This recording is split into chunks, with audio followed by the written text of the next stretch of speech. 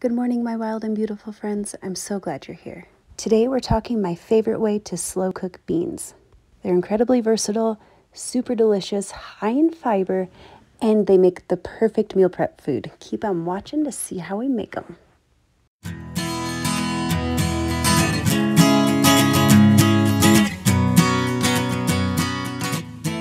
Okay, to get started, you just need 16 ounces of your favorite kind of bean. I personally prefer black beans or pinto beans.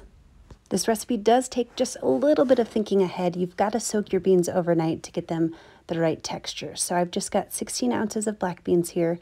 I'm going to cover them in water plus about 2 inches on top and let these little guys sit overnight, and they will soak up all that water and be ready to cook in the morning. Okay, it's been about 8 hours, and as you can see, our black beans have absorbed almost all of that water. They've plumped up really well. They're looking good. I'm just going to quickly drain them and get some of those juices out of there, rinse them a little bit, and we will be ready to start cooking them. At this point, you've got a couple options. You can totally put it in a slow cooker and let them do their thing all day while you're at work, and you don't even have to worry about it. Or you can let them simmer in just a regular old pot all day.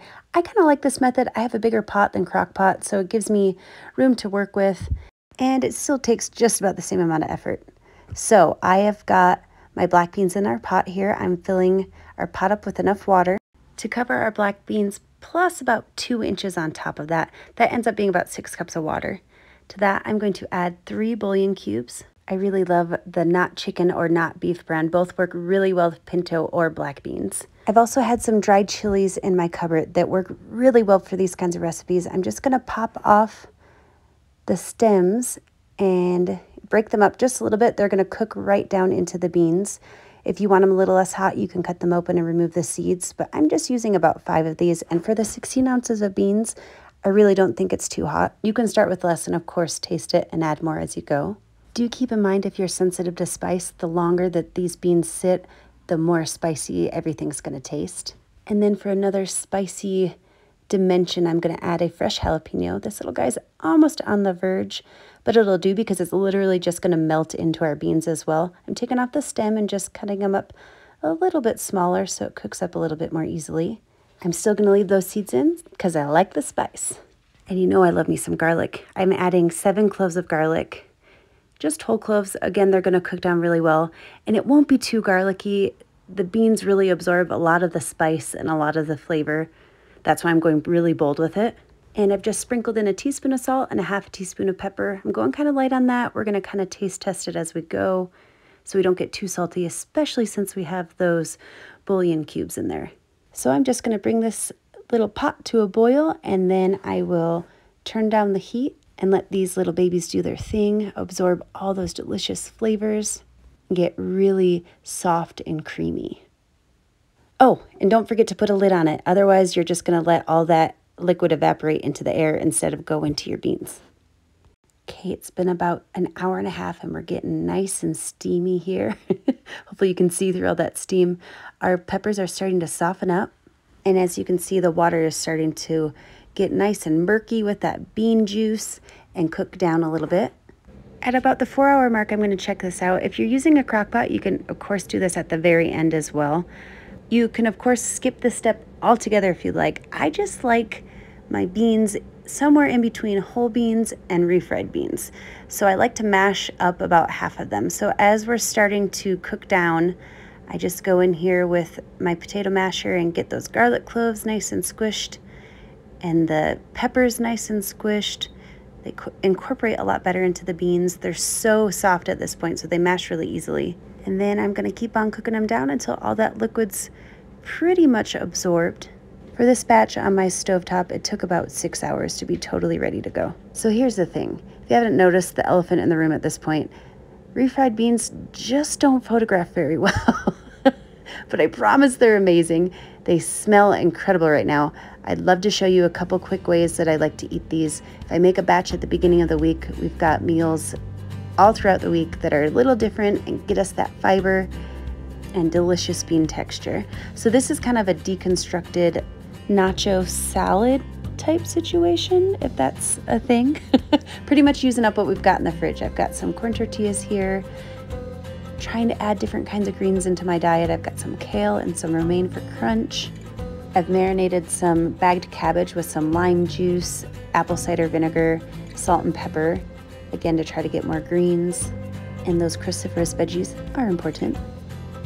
And some green onion to brighten everything up. Of course, I'm just showing you what I like to add on and what I have in my fridge. You can go crazy with this recipe or just keep it super simple, whatever you prefer. And then I decided to make some Beyond Meat crumbles with a bit of taco seasoning just to add a little bit more spice and some more protein and texture. And the star of our recipe are black beans, of course.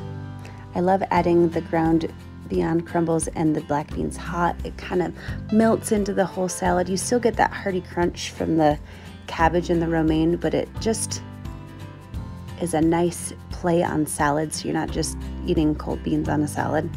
And then some avocado for a little bit more creaminess. And a bit of cilantro to make it pretty and freshen it right on up. We've got greens, we've got good carbs, we've got some protein and some fiber and healthy fats. You should give this one a try. A couple more quick ideas to eat those black beans up with. I love making street tacos.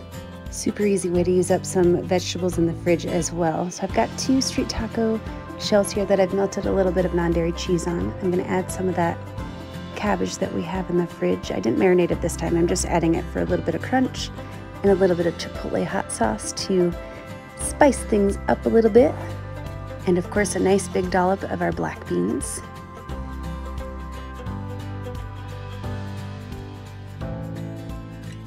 A little avocado on the side since we had one from yesterday with our taco salad. And then of course some cilantro to brighten everything up, and we've got some super yummy street tacos. And then the third but not final way that I really love to eat these black beans are with a delicious breakfast burrito. What I love most about making the burritos is you can do a bunch of these ahead of time, stick them in the freezer, and then pop them out when you're ready to eat them, throw them in the microwave or stick it on the stovetop. Super simple. So I've got a flour tortilla here, and I'm gonna slather on a good amount of black beans. I really can't recommend it enough smashing up some of the beans, but not all of them. The texture has got a bite still, but it's so nice and creamy. Just by doing this step, you can really just totally up your bean game, if that's a thing. I'm gonna add a little bit of Daya. It's a mozzarella cheese, I think, but whatever kind of cheese you got works. I've also cooked up a little bit of kale that I had in the fridge. I'm gonna add that in. And since it's a breakfast burrito and I just really love the flavor of just egg, I scrambled up a little bit of those with some salt and pepper and nutritional yeast, and I'm sprinkling those on in. And then I've got some kitchen shears, and I'm gonna cheater cut these green onions in. I like big chunks, so the scissors are working just fine for me. Gonna get all those greens and freshen everything up in there. Then we're gonna fold her up. I may have been a little overzealous in the amount of ingredients I put in this tortilla. It split on me right away, but we're gonna save it. I've got a skillet on medium heat. I'm gonna place it folded side down to try to seal everything up a little bit, and hopefully we can do that to the other side as well. Just gonna flip it over very carefully. Probably should use tongs. And then we're just gonna cut this little guy in half. It's very possible that this may be a fork 8 burrito happening, but we got it pretty much back together. That'll work. Plus it's delicious either way, right? And this, my friends, is my favorite way to prepare beans, and a couple recipes that you can try out with them. Thank you so much for watching. I hope that you're all staying safe and healthy, and I just can't wait to talk to you soon. Cheers.